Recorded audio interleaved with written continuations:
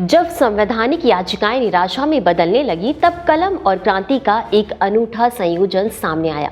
वर्ष 1906 एक संगठित और गुप्त क्रांतिकारी समूह युगांतर आंदोलन भारत के स्वतंत्रता संग्राम के उग्र राष्ट्रवादी चरण के दौरान उभरा, जिसकी स्थापना बंगाल में हुई थी। हालांकि यह आंदोलन अनुशीलन समिति से विकसित हुआ था, लेकिन शीघ्र ही इसने अपनी अलग पहचान बना ली। इसका मूल उद्देश्य ब्रिटिश औपनिवेशिक शासन को केवल चुनौती देना नहीं, बल्कि सशस्त्र प्रतिरोध और संगठित गुरिल्ला संघर्ष के माध्यम से उसे उखाड़ फेंकना था। इस आंदोलन के वैचारिक और संगठनात्मक नेतृत्व में अरविंद घोष तथा उनके भाई बरिंद्र कुमार घोष की निर्णायक भूमिका रही। इसी संदर्भ में युगांतर नामक साप्ताहिक पत्रिका, जिसका मतलब था नया युग, आंदोलन की वैचारिक रीढ़ बनकर उभरा, जिसने ब्रिटिश शासन की तीखी आलोचना करते हुए तर्क दिया कि जनता की सुप्त चेतना को जगाने के लिए त्याग, संघर्ष और कभी कभी बलिदान अपरिहार्य होते हैं।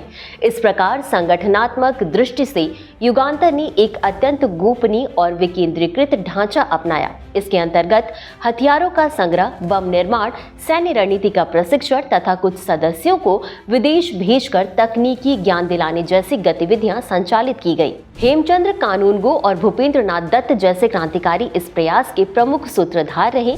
इन तैयारियों का प्रत्यक्ष परिणाम 1908 के मुजफ्फरपुर कांड में दिखाई दिया, जहां खुदीराम बोस और प्रफुल्ला चाकी ने ब्रिटिश अधिकारियों पर हमला किया। इसके पश्चात अलीपुर बम कांड के रूप में व्यापक दमन हुआ, जिसने आंदोलन को अस्थायी रूप से कमजोर कर दिया। फिर भी निरंतर दमन के बावजूद युगांतर आंदोलन ने क्रांतिकारी राष्ट्रवाद को वैचारिक गहराई दी और भूमिगत संगठनात्मक अनुभव के माध्यम से 1942 के भारत छोड़ो आंदोलन सहित भविष्य के संघर्षों के लिए एक सशक्त आधार तैयार किया। यह टॉपिक यूपीएससी जीएस पेपर 1 भारतीय इतिहास से जुड़ा हुआ है। और अब इसी के साथ आपके लिए एक छोटा सा सवाल, गदर आंदोलन की शुरुआत कहाँ से हुई थी? अपना जवाब कॉमेंट में जरूर दें।